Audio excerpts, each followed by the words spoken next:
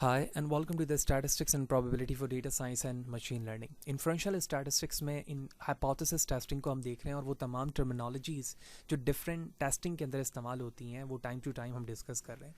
तो last session के अंदर हमने टेस्ट को स्टार्ट किया हुआ है जहाँ पर हमने देखा कि जेड टेस्ट क्या है, उनकी वेरिएशंस या टाइप्स क्या हैं, वो सारी चीज़ें डिस्कस की गई। इसी तरह लास्ट सेशन पर हमने देखा कि कॉन्फिडेंस इंटरवल और कॉन्फिडेंस लेवल क्या चीज़ है, किस तरह से कैलकुलेट किया जाता है। इस सेशन पर हम देखेंगे कि एक्चुअली पी वैल्यू जिसे सिग्निफिकेंस वैल्यूज़ भी कहा जाता है, ये क्या है, रियल लाइफ में इसकी क्या एग्जांपल हो सकती है और इस चीज़ को हम किस तरह से हाइपोथेसिस टेस्टिंग के अंदर यूज़ कर रहे होते हैं। तो प्रीवियसली जितनी वीडियो हैं वो बड़ी इंपॉर्टेंट है जहाँ पर हम स्टैट्स और मशीन लर्निंग से रिलेटेड चीज़ों को ब्रीफली और डिस्क्राइब वे पर समझ रहे हैं और जहाँ जहाँ हमें प्रैक्टिकल वर्क की ज़रूरत पड़ रही है हम वो सारी चीज़ें भी देख रहे हैं। तो फहद हुसैन CS से यूट्यूब पर आने के बाद आप मुझे सर्च कर सकते हैं।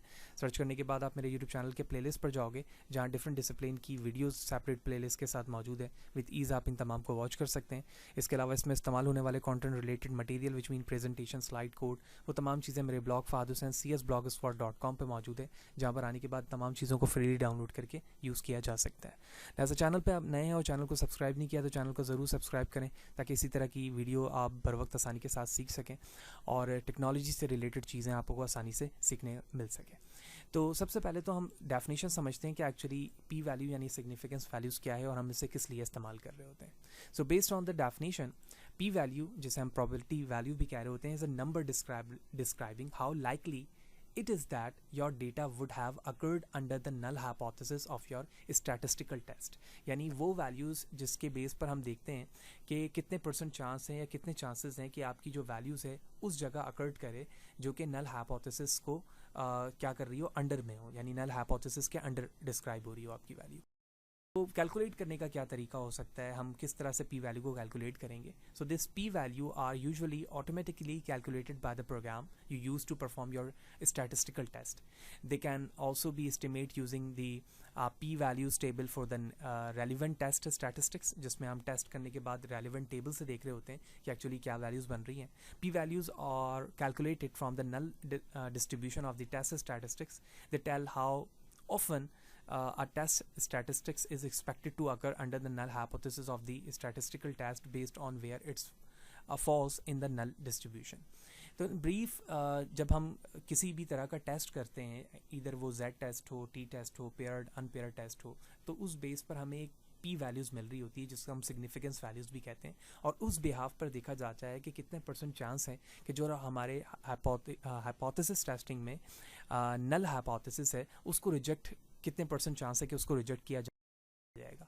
तो अक्सर एक्सपेरिमेंट में हम देखते हैं कि जो हमारी पी वैल्यूज़ होती है हम उसे 0.05 के बेस पर लिखते हैं। तो इसका मतलब ये होता है कि हमारे पास 5% चांस है कि जो एक्सपेरिमेंट है उसमें नल हाइपोथेसिस रिजेक्ट होने के, और इसको हम सिग्निफिकेंस वैल्यूज़ भी कह रहे होते हैं। ठीक है, तो इस बेस पर जब मैं इसे सिग्निफिकेंस वैल्यू कह रहा हूँ तो 95% जो हमारा चांस होता है वो कॉन्फिडेंस लेवल का होता है। ठीक है, यानी नल हाइपोथेसिस के एक्सेप्ट होने का। ठीक है, तो इस बेस पर जो भी टेस्टिंग वैल्यूज़ होती है उसे हम पी वैल्यू कह रहे होते हैं और वही चीज़ हमने सिग्निफिकेंस एंड कॉन्फिडेंस लेवल पे भी यहाँ पर समझ ली।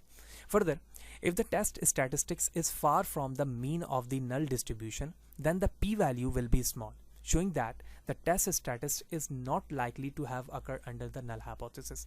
अगर उसकी वैल्यूज़ काफ़ी छोटी है और फार है नल डिस्ट्रीब्यूशन से तो हम कह सकते हैं कि वो नल हाइपोथेसिस के अंडर अकर नहीं हो रही। If the p value is below your threshold of the significance typically is less than equal to 0.05, then you can reject the null hypothesis। This doesn't necessarily mean that your alternative hypothesis is true। इसका हरगिज़ मतलब ये नहीं होगा कि null alternative hypothesis is true है, लेकिन आप based on the threshold of the significance value अपने null hypothesis को reject करने में कामयाब हो जाएंगे। तो हमने डेफिनेशन वाइज तो ये चीज़ें समझ ली, रियल लाइफ से इसकी एक एग्जांपल करेंगे ताकि हमें और भी अच्छी तरीके से बात समझ में आ जाए। अज्यूम करते हैं कि हमारे पास एक मोबाइल है, जिस तरह से नॉर्मली हम टच स्क्रीन मोबाइल यूज़ करते हैं।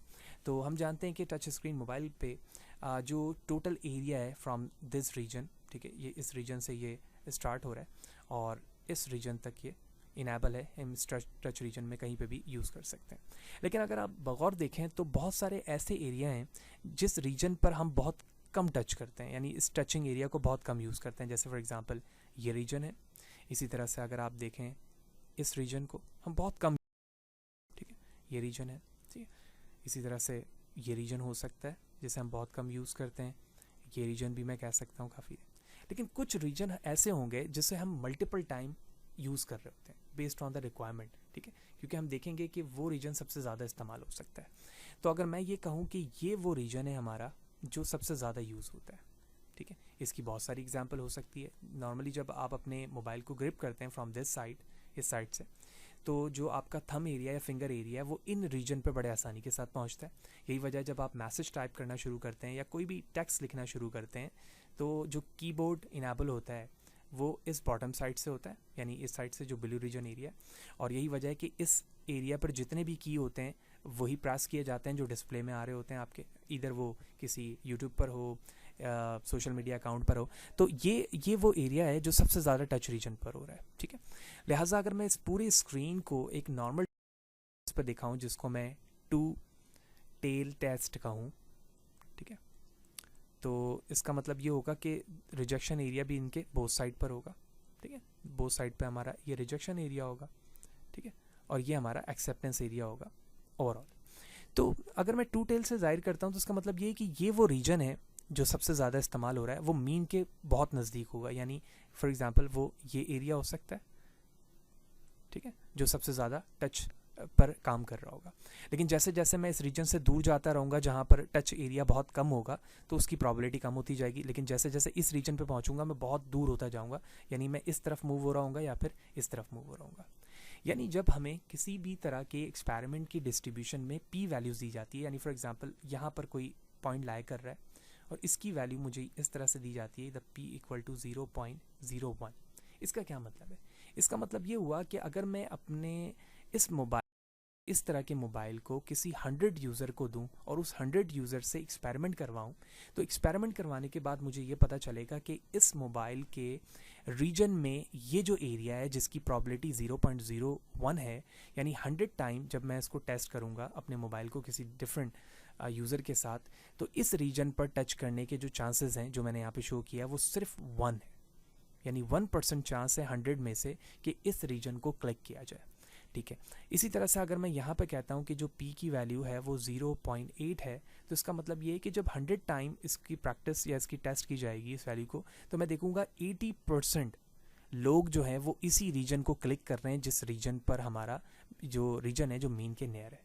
तो इस बेस पर आप देख रहे हो कि p वैल्यू के बेस पर, यानी इस सिग्निफिकेंस वैल्यूज़ के बिहाफ पर मैं डिसाइड कर रहा हूँ कि एक्चुअली जो हमारे हाइपोथेसिस का नल हाइपोथेसिस है उसे मैं एक्सेप्ट करूँगा या रिजेक्ट करूँगा, ठीक है। तो इस तरह से हमने प्रॉपर एग्जाम्पल में भी ये चीज़ें देख ली कि पी वैल्यूज़ क्या है, और पी वैल्यूज़ को कैलकुलेट करने के लिए स्टैटिस्टिकल टेस्ट की ज़रूरत पड़ती है, जो हम टेस्ट प्रीवियसली सेशन पे भी देखते हुए आ रहे हैं और अपकमिंग डेज पे भी देखेंगे। फिर हमने एक थ्रेशोल्ड वैल्यूज़ देखी और एक रियल एग्जांपल से इसको अंडरस्टैंड करने की कोशिश की कि एक्चुअली पी वैल्यू क्या है और हम किस तरह से डिसाइड कर रहे होते हैं कि इस पी वैल्यू के बिहाफ पर हम अपने नल हाइपोथेसिस को एक्सेप्ट करेंगे या फिर रिजेक्ट करेंगे। तो होपफुली ये सारी चीज़ें आपको क्लियर होंगी। फिर भी कोई सवाल है, कोई चीज़ अगर समझ में नहीं आई है कमेंट सेशन पर ज़रूर पूछें, कोशिश करूँगा इस हवाले से आपको बर वक्त जवाब दे सकूँ। वीडियो जो लगी तो लाइक करें, ज़्यादा लोगों को शेयर करें, क्योंकि नेक्स्ट सेशन पर जाएंगे तो हम टी टेस्ट को देखेंगे कि पेयर टेस्ट और अनपेयर टेस्ट क्या है और वो किस तरह से इस कॉन्फिडेंस लेवल को या कॉन्फिडेंस इंटरवल को यूज़ कर रही होती है, और डिग्री ऑफ फ्रीडम के कॉन्सेप्ट को भी हम वहाँ पे यूज़ करेंगे, मार्जिन ऑफ एरर को भी यूज़ करेंगे। तो ये सारी चीज़ें अगर आप तरतीब से देख रहे हैं तो सारी चीज़ें आपको समझना बहुत ही आसान रहेगी। तो ज़्यादा लोगों को शेयर करें। See you in the next session.